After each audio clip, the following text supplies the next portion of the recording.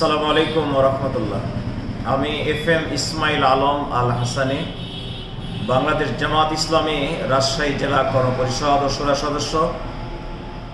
আমার সঙ্গে 8 জন বাংলাদেশ জামাত ইসলামী রাজশাহী জেলা নেতৃবৃন্দ।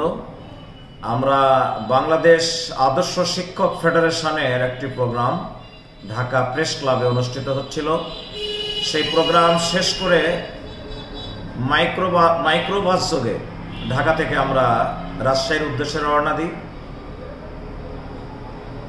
যমুনা নদী, যমুনা ব্রিজ পার হয়ে আমরা সিরাজগঞ্জ ধান গবেষণা ইনস্টিটিউটের সামনে, জায়গাটি ঝাউল ব্রিজ হবে সম্ভবত। এই ঝাউল ব্রিজ ওখানে আসতেই হঠাৎ গাড়ির একটা বিকট আওয়াজ হলো।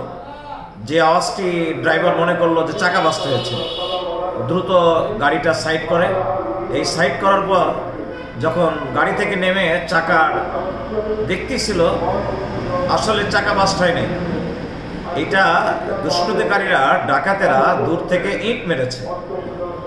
ড্রাইভার যখনই চাকা দেখতে গেছে, 7-8 জন দুষ্কৃতিকারী ডাকাত দল, এরা হাসুয়া, রামদা, হকি স্টিক, রড, এই ধরনের অস্ত্র নিয়ে এসে প্রথমে ড্রাইভারকে অ্যাটাক করে, এরপর গাড়ির চারিদিক থেকে আমাদেরকে অ্যাটাক করে।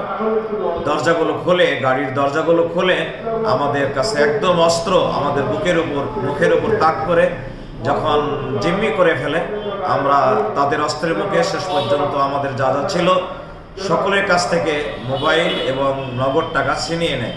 সর্বমোট 81,000 টাকা এবং 60টি মোবাইল সেট তারা ছিনতাই করে। 4টি এর মধ্যে অ্যান্ড্রয়েড ফোন ছিল।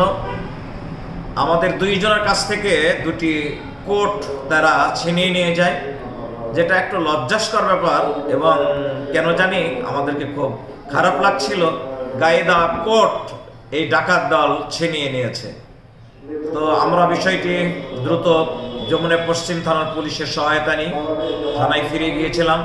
পুলিশের সহযোগিতা নিয়ে তাদেরকে জায়গাটা আমরা দেখাই।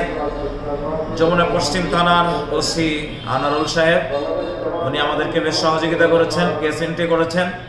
আমরা তার কাছে কেস এন্ট্রি করার পর এই বিষয়টা বিভিন্ন মিডিয়ায় আমরা অবগত করিয়েছি। আজকে যে মিডিয়া আমাদের সামনে রয়েছে, আন্তরিকভাবে অভিনন্দন জানাচ্ছি আমাদের মিডিয়া কর্মী ভাইদেরকে।